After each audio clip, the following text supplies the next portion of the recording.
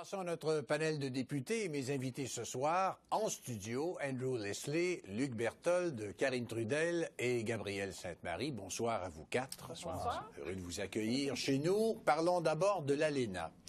Que M. Harper ait émis des commentaires ou des conseils à vous donner, parce que c'était pas tellement des conseils comme des commentaires très sévères à votre endroit, les libéraux. Comment vous prenez l'intervention de M. Harper? C'est dommage qu'il a envoyé cette lettre, franchement. Je sais bien qu'il y a des intérêts commerciaux là-dedans, je sais bien qu'il y a des clients, mais il a nous critiqué par son lettre envoyée parmi des personnages qui étaient à Washington et bien sûr aussi ici au Canada. Et c'est la première fois, je pense, qu'un premier ministre à la retraite a fait une démonstration de ce type. Et ça, c'est contraire de l'exemple, par exemple, de M. Mulroney et des autres. M. Berthold, vous, comment vous voyez l'intervention de votre ancien chef? Bien, écoutez, je pense qu'il faut comprendre que, comme tous les Canadiens, M. Harper est tout à fait impatient de voir quelque chose se produire du côté de l'ALENA. Ça a pris 4 rencontres avant que les Américains mettent quelque chose sur la table.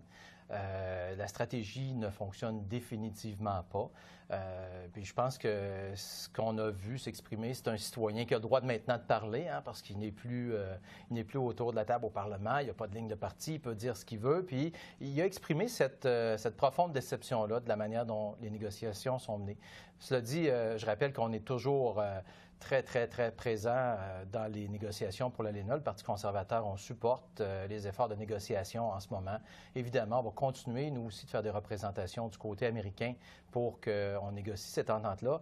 Mais encore une fois, je pense qu'il y a là l'expression de quelque chose là, qui mérite qu'on s'y attarde un peu à l'effet que les négociations sont commencées, mais on n'a pas senti vraiment d'avancement de la part du gouvernement du Canada depuis le début. Au NPD, on voit ça comment, ces négociations, et ne serait-ce que l'intervention de M. Harper. D'accord ou non avec ses propos? Je dois vous dire que c'est pas surprenant. Depuis 10 ans, M. Harper a coupé énormément. Si on parle des valeurs progressistes, entre autres, il a apporté la critique sur les négociations pour l'environnement, le droit du travail, ne serait-ce que pour les Autochtones. Ou les genres également. Donc, ces critiques-là, c'est le reflet de ce que nous avons vécu pendant 10 ans. Mais on doit inclure le Mexique et les États-Unis aussi pour arriver à des bonnes négociations. C'est important de dire, oui, on veut une négociation à tout prix, mais c'est pas le cas. On doit prendre notre temps et je trouve ça inapproprié là, de critiquer, ne serait-ce que pour inclure le droit du travail et le droit des genres et, bien entendu, l'environnement dans les accords de l'ALENA. Au détriment des emplois. C'est évident. Il ne faut pas que ça se fasse au détriment des emplois qu'on a ici au Canada. Dans sa lettre. Oui, mais mais ces négociations-là, on se rappelle que le but ultime, c'est de protéger, c'est 1 emploi sur 5 au Canada qui dépendent des ententes de libre-échange avec les autres pays. Donc, je pense que c'est bien d'avoir beaucoup d'objectifs, beaucoup de principes, mais à venir jusqu'à présent, exemple, en n'ayant pas renégocié l'accord sur le bois d'œuvre, maintenant, on a donné des arguments additionnels aux Américains pour négocier avec le Canada. Donc, bref, si on y va en bout de piste, honnête, je pense qu'il faut se souvenir que c'est le but ultime, c'est de protéger les emplois canadiens. M. Sainte-Marie. On a une économie nord-sud qui est hyper imbriquée. Les intérêts économiques, les gens aux États-Unis disent, ben oui, on a besoin du libre-échange au Québec, au Canada aussi. Puis là, on a le premier ministre, pas le premier ministre, excusez-moi, le chef d'État, le président Trump, qui dit, ben là, on va changer ça, il parle à sa base, mais il ne répond pas aux besoins économiques. Donc là, on a une discussion qui s'embourbe, qui est difficile. Puis là, on a l'ancien premier ministre Harper qui vient jouer à la belle-mère, mettre de l'huile sur le feu. Je n'ai rien vu de constructif là-dedans. Nous, au Bloc, ce qui est important pour nous, c'est de s'assurer qu'il n'y ait pas un secteur fort de l'économie du Québec, comme l'aéronautique, qui soit sacrifié là, dans les négociations. Mais là, ce qu'on voit, c'est qu'il semble avoir une volonté que ça s'embourbe pour que le mandat de Trump s'allonge puis qu'on passe à autre chose. Mais là, il y a un comité des affaires étrangères qui est allé faire du travail. Est-ce que ça donne des résultats, M. Leslie? Oui, je pense, et c'est un bon exemple, merci pour la question. Dès que le comité s'en va aux États-Unis, et n'importe quel comité qui est composé des membres des Chambres des communes, ils sont unis, ils sont des Canadiens et Canadiennes, ils se présentent comme une force, une équipe qui est bien établie, qui a l'information qui est requise. Et je suis fier, tous les citoyens du Canada sont fiers d'eux, parce qu'ils sont là comme des représentatifs nationaux. C'est pas un enjeu politique. De ce que vous entendez, M. Berthold, est-ce qu'il y a de l'espoir avec ce comité? Bien, écoutez, je pense que le comité est là pour conseiller. Je pense que tous les partis politiques, je pense qu'autour de la table, on souhaite le renouvellement de l'accord. On souhaite protéger les emplois pour l'ensemble des Canadiens. La stratégie peut être mise en doute. Je pense que c'est le rôle de l'opposition, justement, de soulever ce genre de questions-là aussi, pour être sûr d'avoir le meilleur accord. Ce qu'on veut, c'est le meilleur accord pour les Canadiens. Donc, le gouvernement a une stratégie qui, jusqu'à présent, n'a pas réussi. Est-ce que c'est de la faute de Trump? Est-ce que c'est de la faute du gouvernement? L'histoire le jugera. Mais pour l'instant, on en est là. C'est sûr que quand on va aux États-Unis, il faut avoir le même discours. Je sais que M. Leslie a un épisode où, effectivement, concernant la gestion de l'offre, M. Leslie a dit qu'il y avait place à la négociation. Par la suite, ça a été précisé.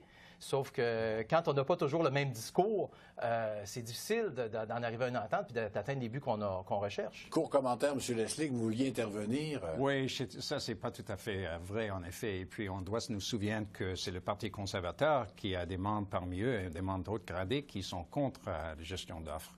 Mais dès que nous sommes aux États-Unis, je suis convaincu que la plupart des députés, non, tous les députés, sont unis comme des représentatifs nationaux. Et ça marche parce qu'on a fait des contacts avec non, pas des centaines, des milliers des influenceurs américains avec des bons résultats. De la part de tous les partis, d'ailleurs.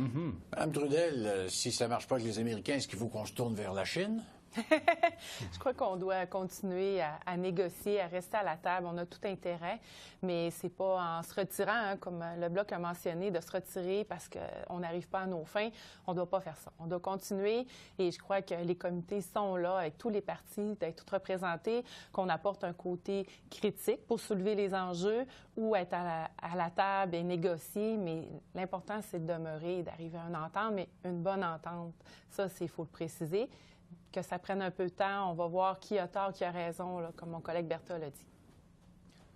Je reviendrai sur la gestion de l'offre. Nous, on est très préoccupés. C'est surtout au Québec qu'il y a les fermes laitières sous la gestion de l'offre. On a bien peur que ça soit sacrifié dans cet accord-là ou dans le possible PTP 11 qui serait renégocié en novembre. On a fait une motion adoptée unanimement à la Chambre des communes ici au Parlement pour la protéger, sauf que dans l'ancienne mouture du PTP, il y avait une brèche là. 3 ou 4 selon ce qu'on prend comme valeur ou volume, là, qui était ouverte. Puis, on se méfie du gouvernement libéral que vous gardiez ça dans vos cartes en disant on serait prêt à le brader, peut-être pour sauver l'automobile, que ce soit dans l'ALENA ou dans le partenariat transpacifique, puis on vous a à l'œil. Oui. Un court commentaire là-dessus. Et, comme il a dit, c'était une motion unanime. Tout le monde a donné leur appui aux gestions d'offres. Dans la question de Chine, bien sûr, comme tu sais, on n'a pas une entente avec le Chine formale. On n'a pas du free trade avec eux. Mais c'est responsable, c'est une décision responsable de chercher des autres marchés pour nos produits et pour nos travailleurs. Et c'est le besoin, en effet, de chaque nation d'être sûr que vous avez que vous créez des conditions d'emploi, du bon emploi pour la classe moyenne dans votre pays respectif. Alors, nous voilà. Et avant que vous quittiez, je veux vous entendre, évidemment, sur ce qui s'est passé à la période des questions. Plusieurs interventions sur qui sont les ministres qui ont fait comme M. Morneau et qui ont utilisé des échappatoires. M. Berthold, pourquoi vous revenez tout le temps à la charge sur ce dossier? Bien, écoutez, parce que c'est absolument nécessaire que les Canadiens sachent qui se cache derrière des compagnies à numéros. On a nommé les compagnies à numéros du ministre Morneau aujourd'hui pour tenter de savoir qu'est-ce qu'il y avait à l'intérieur de ces compagnies-là, dans quelle situation il peut se retrouver dans une situation de conflit d'intérêts. Et là, on apprend qu'il y en a d'autres. Et on a posé la question bien simple. Qui sont les ministres qui utilisent des compagnies à numéros pour cacher leurs avoirs qui peuvent influencer leur portefeuille? Est-ce qu'ils prennent des décisions qui les avantagent personnellement? M. Morneau va payer 5 millions à un organisme de charité pour supposément avoir tout à fait suivi les règles depuis 2 ans convenablement sans problème. Non, écoutez, là, il ne faut pas nous prendre des valises. Quelqu'un qui paye 5 millions, c'est parce qu'il y a quelque chose à se reprocher. C'est comme payer une amende. Moins le retour d'impôt, puis c'est pas fait encore. Madame Trudel, votre parti aussi posait des questions en relation avec ce dossier. Oui, c'est important de savoir les noms des ministres. À la dernière campagne électorale, le gouvernement nous a martelé, puis encore maintenant en Chambre, que c'est un gouvernement de transparence et qui était prêt à tout livrer, à être transparent avec les Canadiens et Canadiennes.